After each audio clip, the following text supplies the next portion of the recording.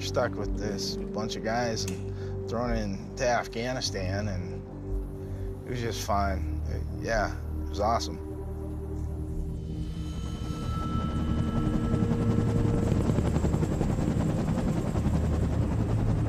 You know, we identified Terran Code as the first step in our campaigns. The goal was seize Kandahar.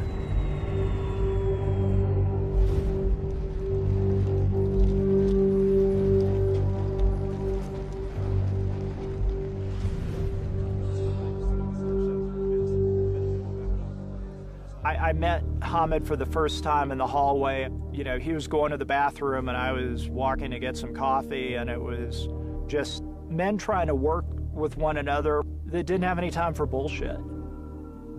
Even as all the tensions rose between the U.S. and Hamid Karzai, he still had a uncanny ability to hold things together over there.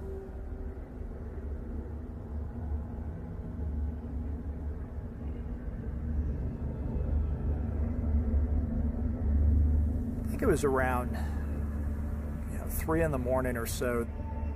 The F-18 spotted a small convoy of trucks heading north.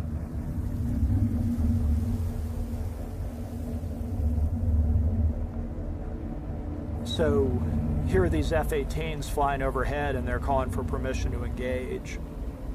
And that was when the war really became real.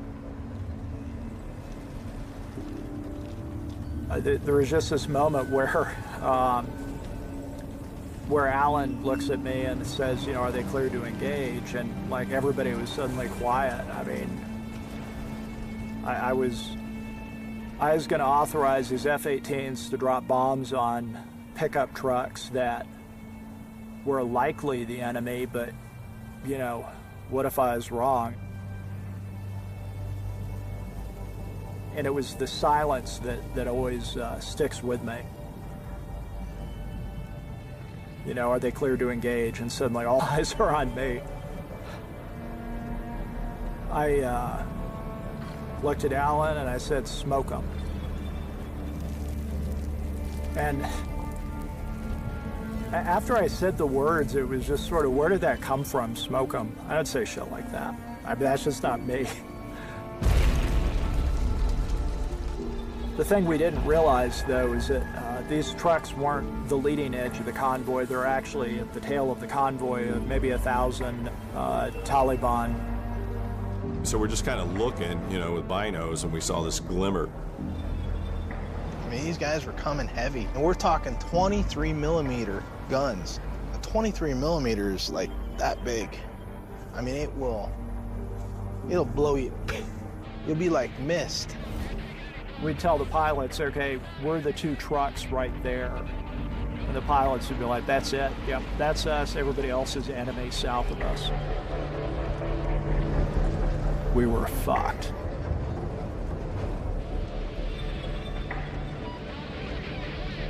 And Yoshida assured us, he's like, man, I'm on tune. I'm talking to these pilots. We're knocking them out. Secondary. Excellent. And he would just keep saying, cleared hot, through the whole night. It just kept going further and further and further. And we just like bombed out like 100 vehicles through the whole night. It's a secondary. Keep going, IR. Run down the road as we go. I mean, I don't know that we were high-fiving and euphoric. It's like, whew, we're just trying to win and live. I think for me, the notion of fighting from a distance, of fighting with these airstrikes, it didn't sit well with me. I mean, it almost promoted the promiscuous use of military power. I don't know how to explain it. It's just, I mean, we would have died otherwise. There was no alternative, but something just didn't feel quite right about it.